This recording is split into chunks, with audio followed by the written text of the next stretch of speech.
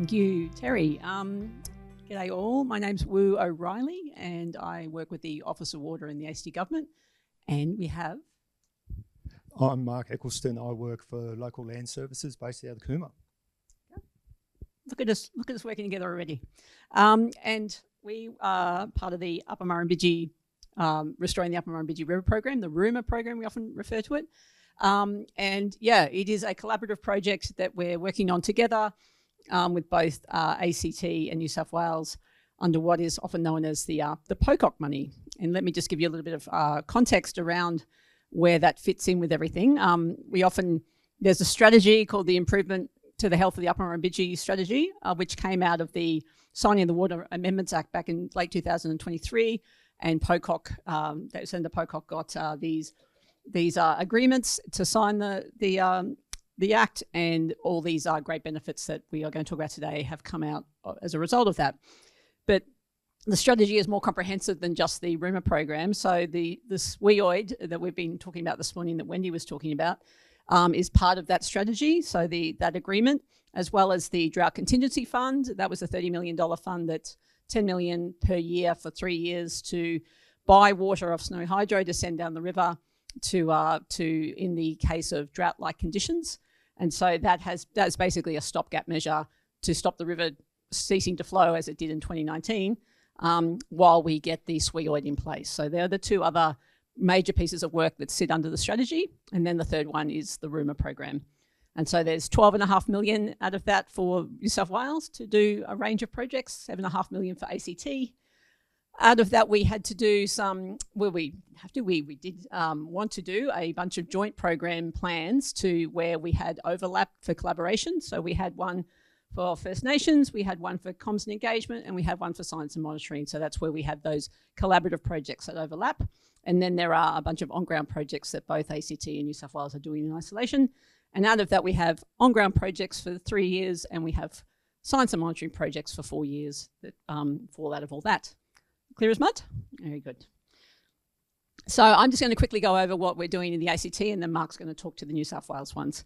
So we have 5 main on-ground projects. That's what OG stands for. They're not the original projects. They're just on-ground. And then we have science and monitoring projects that we're going to talk about that we're doing collaboratively, as well as science communications and engagement work as well. So I'm just going to talk a little bit more detail about those 5 projects.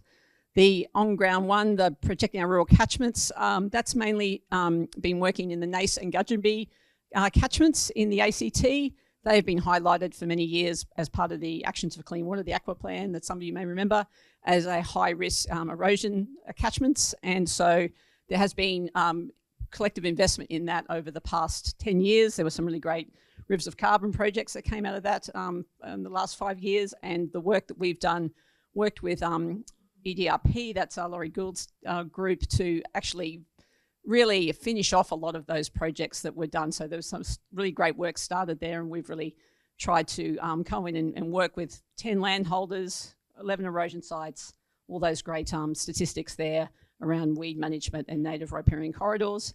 And so that work's actually just finishing up now, and that's been going for the last 18 months. And that was work that we could get going early in the process because they were called fast-track projects that we could get going before we got all our project work plans and all the other plans signed off, which means that one, as it's coming to its conclusion, we're actually beginning most of the other programs, which just goes to show how process sometimes can slow things down, as important as it is. The Paddy's River Restoration Plan is also going to happen in the next financial year, and that's... We kind of decided we've only got, while $7.5 million sounds like a lot, we've only go so far. We're going to invest a lot in really tying up a lot of good work in the Nace and Gudgeonby, and we're not going to spread ourselves too thin and go into the Paddies as well, even though the Paddies is in need of some TLC. So we are putting together a restoration plan to help prioritise works for the Paddy's River going forward. So that piece of work will happen in this financial year as well, and so hopefully that will be a good plan for us to be able to leverage and get further funds for the paddies down the track. OG2 is a resilient Murrumbidgee River corridor, so that's working with, I should have said, sorry, I'll go back to our our slide here. You can see the reaches here. The orange ones are the protecting rural catchments that we're working on.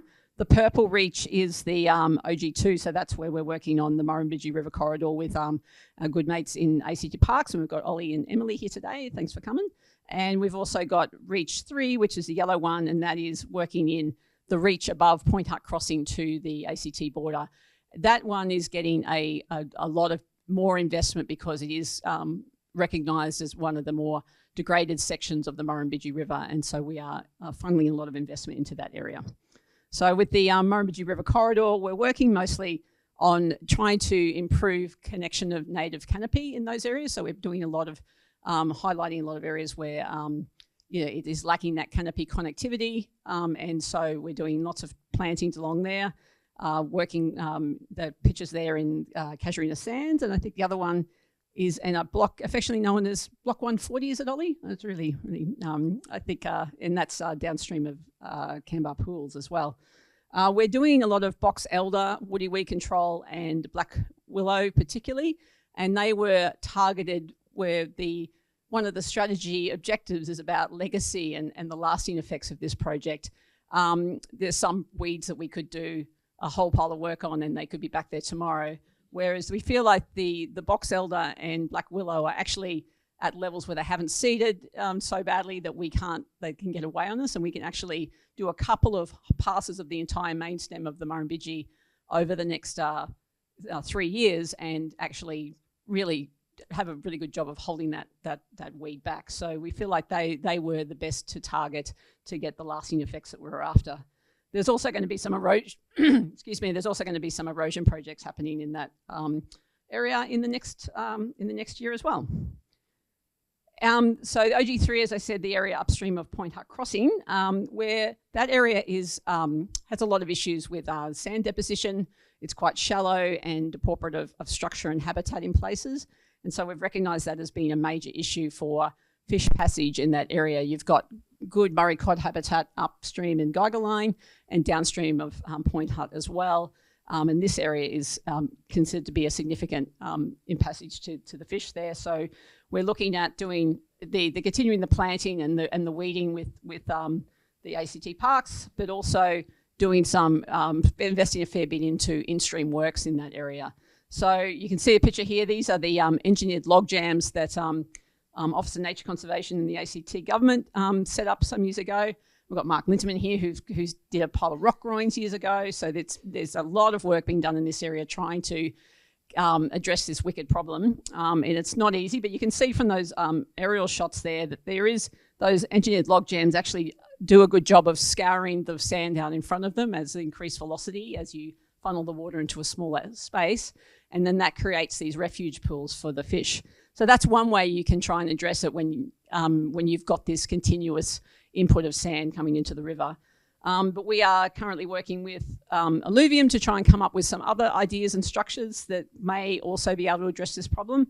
And one idea they're coming up with, which is still in a very much a concept stage, is to capture some of the sand slugs, build up structure around them, pylons, and do deep-seated planting and actually try and capture the sand in situ and then create scouring channels down the sides of those sand slugs. So there's a lot of work to be done to see whether that's a possibility to increase the area that we can benefit for fish passage and fish habitat in this area. But there's still a fair bit of work to go there, but that's expensive, and so we are actually channeling a fair bit of money into that project. The Community Stewardship Project is currently out. There's a stewardship grant for the ACT for $400,000 to do projects over 20 months. We went out and talked to community and got feedback and tried to factor that into the process to make sure that we didn't inadvertently create barriers for people to do the best projects they possibly could. And so we're going to do projects around raising awareness and capacity building, restoring and maintenance and monitoring, and then large collaborative grants as well, which can be a bit of column A and a bit of column B. So that's a really exciting process. You can talk to us if you want to see how find out more information, if you can apply. And it's Ryan Lungu is here. He'll answer all your questions. And we had that closing on the 13th of July. So still plenty of time to apply if you're interested in that one. And then we've got a Culture River Health Project, and that's based a collective project from our First Nations Joint Program Plan. So looking at some key focus areas like capacity building opportunities to connect to country, keep those fires burning, as Paul was talking about earlier. In the ACT, we're looking to work with some of our existing Ngunnawal teams in the government to continue good work. We don't want to just go in and create new teams if we've got teams that are doing good stuff and just enhance their capacity. But we're also going to do an expression of interest to Ngunnawal organisations in the ACT region, also Ngunnawal country outside of the ACT, if they want to come forward with some projects as well. So we really want to hear what people want to do to better have opportunities to connect to country and do capacity building and stuff like that. Comms engagement we're doing largely collectively as well, and we have our little brand, as you can see there now. We've got a unified look, there's a website, there's social channels and things like that coming. The externally funded comms and engagement team will be working with Commonwealth and New South Wales and ACT to make sure that there's a unified voice and look for the whole program, which I know sounds a little superficial, and it's not the heart of the program, but I think it's really key to getting all those project delivery partners on board and having a real central place where we can be showing great, good stories and getting a lot of content out there. I think there was a request from the Commonwealth to put a fair bit into comms and engagement, because I think of the context of this program with the SWIOID happening at the same time. We need your champions like yourself on board, but we also need the broader audience, the broader community to understand and get behind our river. So I think we really recognise the importance of a good comms and engagement approach to this work. Now I'll hand over to Mark to talk about some of his stuff. Thanks, Wu. I now feel important. So, as we were saying, this is a combined project and we're treating it as such, but there's two different areas, two different government areas. So I'm looking after the New South Wales section. So as you can see, we've broken the river down into 4 key reaches. The only reason we've done this is because we've just got so much river to cover. And how do we identify places? So we've got Yayak, Cooma, the Monero section, and Yass. So in amongst all those 4 key areas in the New South Wales Rumour program, we've got multiple different projects. So I think this is quite important in many regard, that we've got 4 reaches, half a dozen different projects within those reaches. So some of those projects are science and monitoring, erosion control, woody weed control, vertebrate pest control. So all of those and others are spread out in that entire area. So when works are happening, there will be multiple contractors working in multiple reaches on multiple projects all at the same time. So we've got a lot coming at us, and we are just about to step over the start line. And once that machine starts, we are off. All we need to do is continue to feed it. So I've just added 2 photos there to show the 2 differences. So that first photo in the centre is up near Upper and you can see scattered willow trees in that landscape. The one on the right is between Bredbo and Cooma, and that is a significant erosion site. And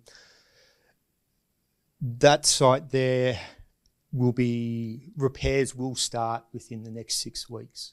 So I've got a project partner, Soil Conservation Services, going to be delivering all those works on ground for us. So one of the key parts of this program is to deliver water quality. So by fixing sites like that, we're trying to get as much sediment out of the system. These are large sites and expensive sites to do. We've never had the money in the past to be able to address sites like this. So this is a really exciting opportunity. So how do we make project decisions? Like, that's a key one. And it's not like, yes, we'll just go out and we'll do this bit over here. So in the PWP, or the project work plan, there's some guiding principles which I've listed there. So I'm not going to read through them now.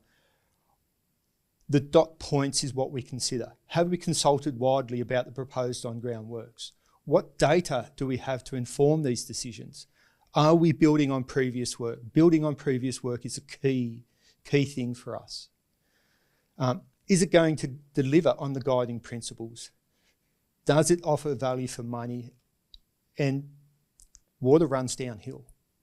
Like, that's a really simplistic thing to say, but it's always in the back of our mind. We've only got limited resources, but it seems as though we've got an unlimited amount of work to do. So that is one of the key driving principles of how we make decisions. So I just want to set out an example of how we have made some decisions. So I had a stick here before. Hopefully it's been passed around somewhere. No? Yeah, the ruler. It's up the back. So Mark Linterman's here, and I'm glad he is, because he's been doing some science and monitoring on the Murrumbidgee River for a very long time now. And I had a light bulb moment 6 months ago when I was listening to one of his talks about how vulnerable the Macquarie perch are and where the key breeding habitats were. So what I've done, and it's incredibly rudimentary, is I've gone through, collated how many fish were caught over the last 2 years, added them up, divided it, and then ranked them. So we've got 1, 2, 3, 4, and 5. Incredibly simple. But how do we make the decision once we know where the work needs to be done? The other part of science and monitoring was some bathymetry done by SandMap. So the map on the left is actually a single beam of LiDAR as they paddle down the river, measuring the depth of how deep the river is in those points. If you look on the right, that is an actual photo of one of those points where the depth was taken. If you go back to the left picture, there is a yellow dot right in the centre. That yellow dot is where that photo was taken. As you look at that ruler that comes around, the depth of the river there is 27 centimetres. That's all it is. And at that yellow dot, it's that depth for a very long period of time. If you go upstream, it gets a little bit deeper. In a minute, I'll draw you to the reason why the depth in the river has changed. But when we got the data from the bathymetry and after listening to Mark's talk on the importance of these key breeding areas, it was, we need to do something, and we can. So what do we want to do? Let's try and make a difference in this spot. So this spot's we call Kissip's Pool. So this map is what we are planning to do. How did we get to that plan? Well, we've engaged with all the landholders in that area. So there's 5 separate landholders. They've all signed on to be part of the program. What are we going to deliver? We're going to deliver fencing. We're going to deliver some revegetation works. We want to fence the river off so we can then plant native vegetation back in there. That's only part of it. The other part of is addressing the erosion, addressing why has that river gone from a couple of metres deep to 27 centimetres. So if you look at that blue in that slide and you follow that down, you can see the sediment being deposited into the river. So what's the next thing best to do? No, we're not going to dig the sediment out. Let's deal with this erosion upstream, coming down into the river. And this is only one example of what is happening and how we have used data to make some informed decisions and then what we want to do. So I just want to talk about a few other little bits and pieces that are happening. So in the Rumour program, we have a number of different projects. So one's erosion threats. On the left is another erosion threat between Cooma and Breadbow. This is a second threat on the same property, which we have got Soil Conservation Service who is going to do the works for us. A few quick numbers, and some of them are staggering. We're going to be importing 4,800 tonne of rock. Luckily, we got it for free. I was able to wangle a deal. That will start, and then I would love to be able to do a measurement to be able to figure out how much sediment that will take out of the system. Leave it with me, I think I know a guy. The riparian restoration also works hand in hand with erosion threats. There's no point fixing an erosion threat if we can't manage it afterwards. So this includes fencing off, restricting stock access, planting. Part of that is also, if it is a grazing or property, we will provide stock water as well. So we have got contract fences out there in the Adaminaby area and Yayak Valley doing this as we speak. So that's all good news stories. So the other two parts of the project I want to talk about is communities of practice and First Nations river health. These two are so linked, you can't really pull them apart, because this is how we look after the river into the future. We need to have everyone on board, and that's like all of us in the room here today, the communities out there, the people who don't even know about this project. We need to get that word out, because it doesn't matter how much I jump up and down saying we need to do more. I'm not the loudest voice in the room. The general community is, and we need to harness that community now to drive this project forward, because we've got more than 3 years worth of work in front of us. This is a 10-year job to really make a difference. First Nations, as Paul was saying before, and I think he's not quite in the room at the moment, this is incredibly complex for a middle-aged white guy from a privileged background to really get my head round. So we've got help with that, working with Paul and working with First Nations communities on the ground. I'm going to talk very briefly about our science and monitoring through New South Wales to Kew. So local land services, we're not actually doing the science and monitoring ourselves. We've got New South Wales to Kew to do it for us. They're the experts, we're not. Two of them I want to talk about. One is deep pool refuge. So just to identify key drought refuge points for native fish, they're going to be collecting DNA samples, and they've already got the monitoring boys out there monitoring the temperature and any changes to the makeup of the pool. So this is critical baseline assessment. Once we know what's going on, then we can model from there. The other one I mentioned briefly before, which was the channel bathymetry. That's already paying dividends. I've already used that to make some informed decisions, and that will continue to be used over time. I want to get the bathymetry guys to come back to potentially monitor and map a couple of key deep pools in the future, so that way we can set that baseline. And I'll hand it back to Wu. Thanks, Mark.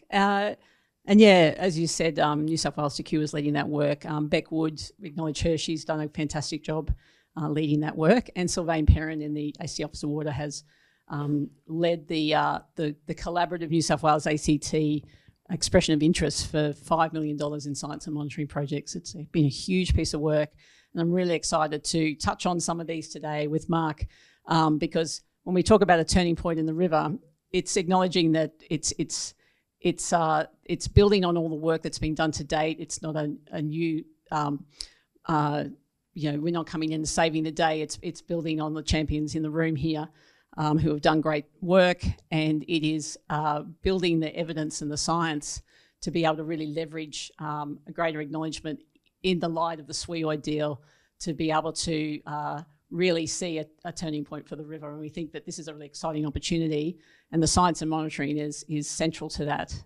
Also, Wendy saying how projects need to be collaborative across border, and they need to have measurable objectives attached to the SWIOID. This work can really help to do that with a lot of demonstrating a lot of flow effects to systems and species. So we feel like this is a really pivotal part of the program. So thanks to those guys who've done some amazing work there. I can't talk about them all in detail, or Dan's stars will never let me hear the end of it, but because not all the contracts have been signed yet, but I'll try to get down to as much nitty-gritty detail to keep it interesting for you and not be too high level, because I feel like I've been talking high level for months, and ages now, and so it's time for the detail. But there's sort of collectively, there's the bathymetry and the refuge pools work.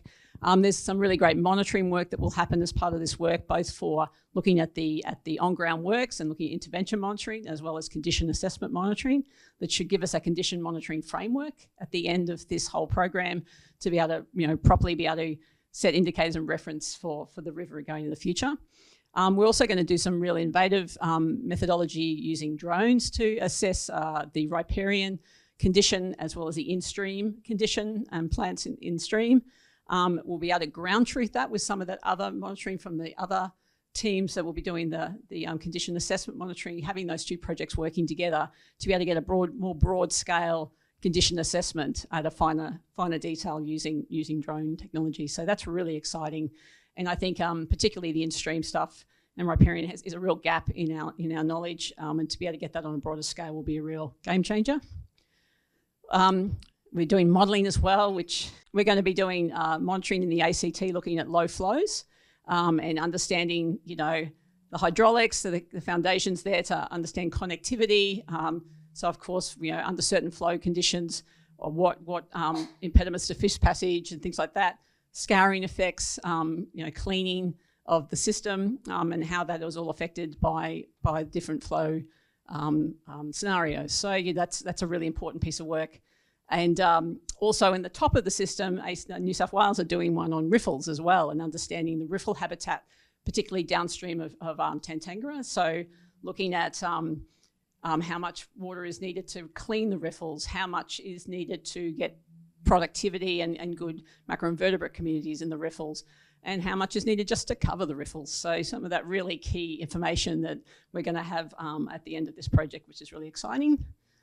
Then there's going to be a couple of projects around system dynamics and understanding them. So understanding the food webs and also understanding the drivers of algal blooms, considering things like nutrients and water quality and how they're affected by flow, looking at stratification in Tantangara and issues associated with water quality, and the sources and types and concentrations of bacteria.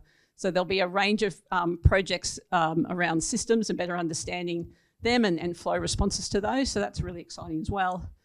And lastly, there'll be threatened and iconic aquatic species. And New South Wales Secure is leading a project for Murray River crayfish, understanding they're going to have these really cool trackers on them and looking at their fine scale movements in pools and assessing their habitat preferences and their threats and their flow responses.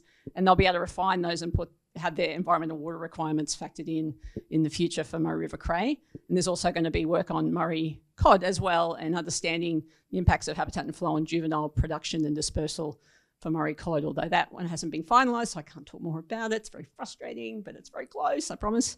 And so all those projects will really be able to help us have those measurable objectives attached to SWIOID. So there's that context of this work that we're doing in that broader picture, that it really does give it that that turning point kind of metaphor, I think. And it's important for us all to come away, I think, not just having a bunch of on-ground projects at the end of this delivered, but having a broader, greater knowledge, having a community and a First Nations community with better access to the river, having community with greater capacity to affect the change they want to see, and a broader, more informed community in general, I think is one of the main goals.